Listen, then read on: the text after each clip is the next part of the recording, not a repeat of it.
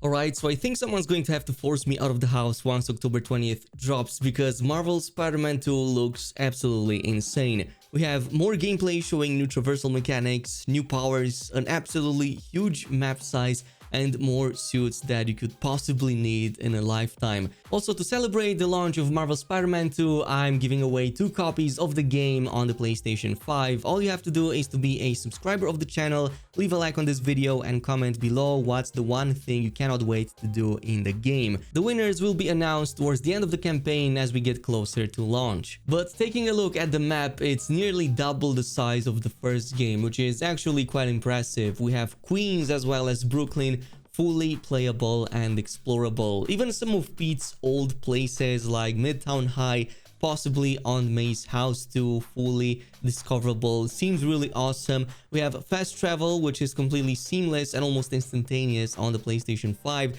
since the map is this big, as well as this awesome transition in this example with Miles fast traveling to downtown Queens right into Web Wings flight mode, which is one of the new traversals in Marvel Spider-Man number 2, from which it almost immediately jumps into player control. And speaking of traversal, it's now faster than ever and adds a whole lot new ways to explore via the Web Wings mechanic for both Pete as well as Miles. So you will have access to this mechanic as both Spideys, and it's an entirely new one that can be combined with web slinging, and the key takeaway here is that you're getting speeds like never before. If you ever hated the artificial speed breaks we had in the first game because of the PlayStation 4 hardware, well, this is not going to be the case anymore. In both of these cases, we can see some extreme speeds being reached, and it's obvious because the map is just so big, you really need that. So the web wings look like a great ability that are going to be super useful in places where we don't have tall skyscrapers, which in the first 2 games, it was always kinda hindering your movement speed when going to Central Park, for example, or going into some of these smaller neighborhoods. Well, not anymore. This is an unlockable skill that eventually we can get, and it adds a whole new dimension to how we traverse in New York City. Also, taking advantage of the fast loading times is the character switching, and I was really impressed by this one. So outside certain story moments, we can pretty much switch between the 2 Spideys at any moment while in the open world. It even reminds me a bit of GTA 5 in some of these moments. So we have to pull up the phone app. This also lets you see your current missions and other side activities that you might have, including nearby points of interest. But at the bottom of the screen, we have a button that we can press a prompt to switch to the other Spidey, in this case to Peter, by holding down square. And this transition then seamlessly just changes to him almost in an instant. And again, because it's resuming to whatever Spidey was doing at that moment, again, it reminds me a bit of GTA 5. Just like in GTA 5, I'm fully expecting when switching to another Spidey to bring us into the middle of some kind of other activity or maybe a conversation. There were tons of funny moments when switching to Trevor, for example, in GTA 5, so fully expecting that to also be possible here. Also, very interesting is that the main mission listed over here is called Healing the World, which sounds kind of like a big reference to the last trailer when we heard Venom mentioning almost the same words. So I'm wondering if this is not the very last mission in the story. It could definitely be a very cool coincidence, though I am speculating right now. Nonetheless, we also have a bunch of new activities and storylines that become available as we progress in the main story, and the map menu shows a lot of new as well as returning activities, which is of course how we get the tokens needed to craft the new suits, the gadgets, and get the new powers and upgrades. So quite a lot of that to be done, but we can see a lot of that info also via our new AR tech masks. This lets us take a quick glimpse at all our completed activities in real time, as well as letting us track any nearby area of interest. And as we complete these, we also get those crafting mat rewards. We can see, for example, the mission called Senior Prank, which we also saw being active in the previous shot on the side, providing 8 landmark tokens, I believe, 80 rare tech parts, and 1000 XP. Also, the fireworks we see on the left as we're panning over the city is actually the mission called Rooftop Fireworks that gets completed a bit later on in the same trailer.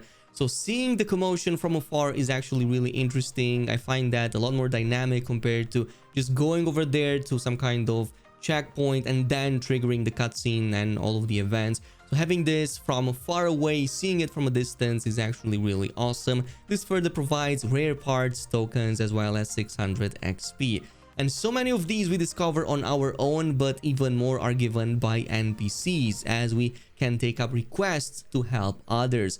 And some of the NPCs will ask for either of the Spideys to help, meaning that you can complete them with both Peter or with Miles, but it seems that others will call upon one or the other specifically, such as for example the students at Brooklyn Vision calling upon Miles. This is the place where Miles goes to study, so it's going to be heavily featured in his part of the story. But maybe Midtown High or maybe some of Pete's old neighborhood buddies might ask for help as well. This is just something that I'm assuming, since Miles does have his own version.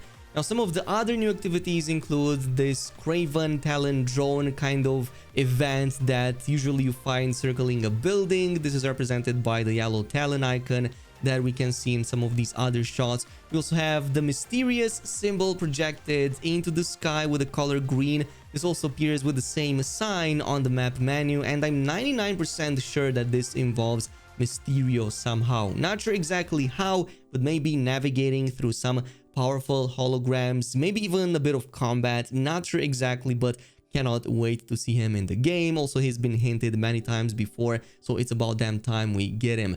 Also, Spiderbot ping on rooftops. We can see these from afar, emitting an audio-visual kind of AoE effect, which then we can interact with, and supposedly it's going to be a new type of open-world activity.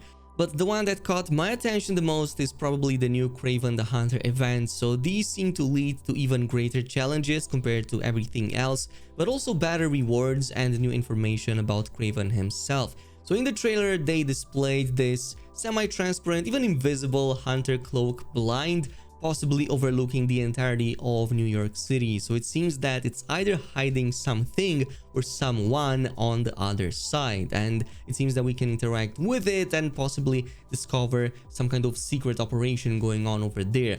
It also becomes a lot more clear that Kraven fully overruns the city with his forces again for like the millionth time. We also have the Sable forces from the previous game and the ones in Miles Morales, so it seems that authorities in New York City just don't even give a damn. But it is what it is. This appears to be some kind of high risk, high reward challenge for us to complete, and I'm all up for it.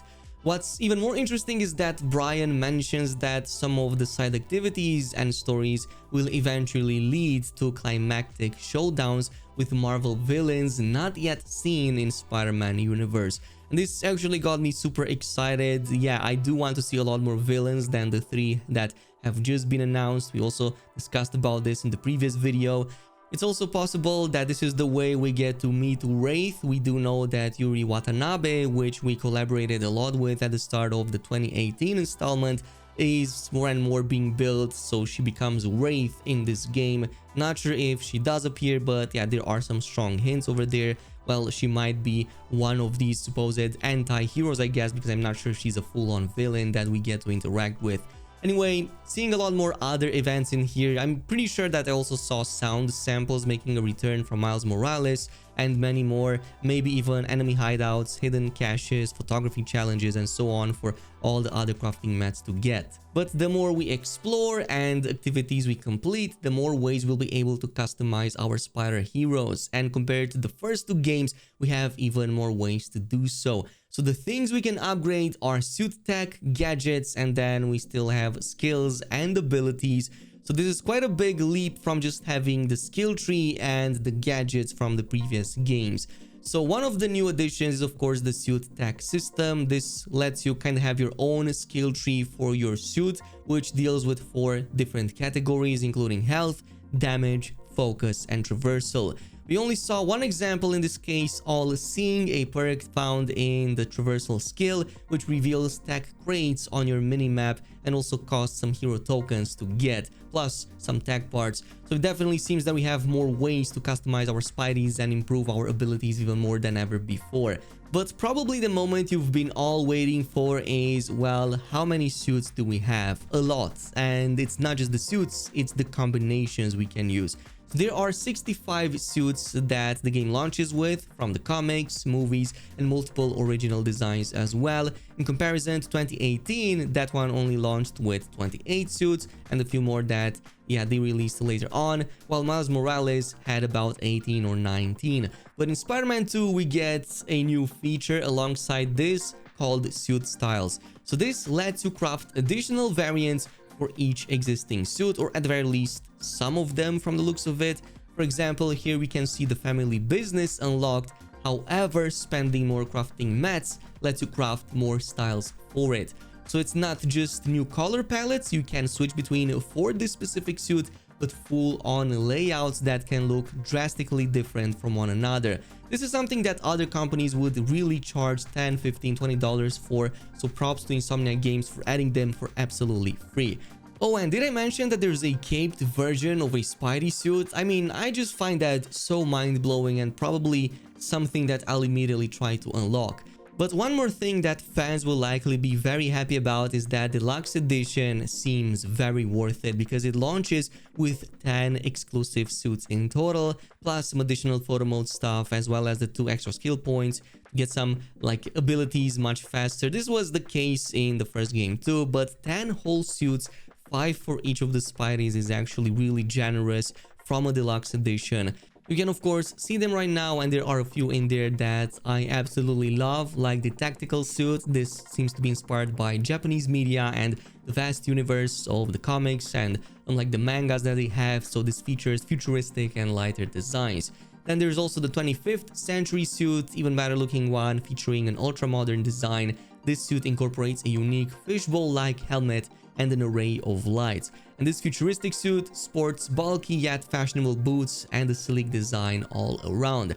And if you want to go with Miles, there's the biochemical suit. They call it the merger between organics and mechanics. This suit is inspired by popular anime creature design, pushing an otherworldly design in its use of materials and themes. But of course, every single one of these look absolutely stunning, and I cannot wait to unlock every single one of them. This is pretty much it though with the news. Let me know down below if I missed anything or if there's any other hidden detail that you have noticed. Thanks so much for watching, and I'll see you in the next video.